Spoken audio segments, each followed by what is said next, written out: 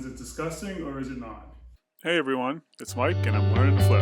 This is a project I'm working on. You'll see a video more about later on, but this is actually a question about is it disgusting or is it not?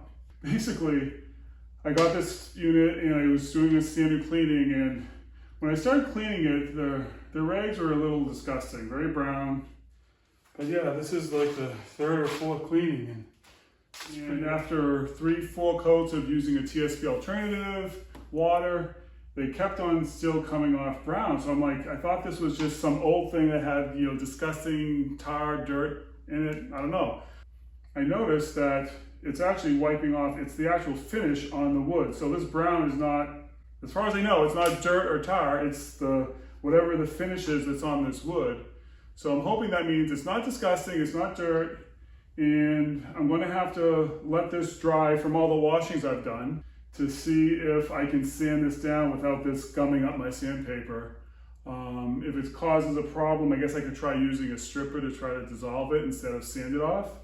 But I just wanted to share this with you that if you start washing it and it just seems like it's not coming clean, it may not be dirt. It might be just the finish on these older wood pieces that are causing the problem.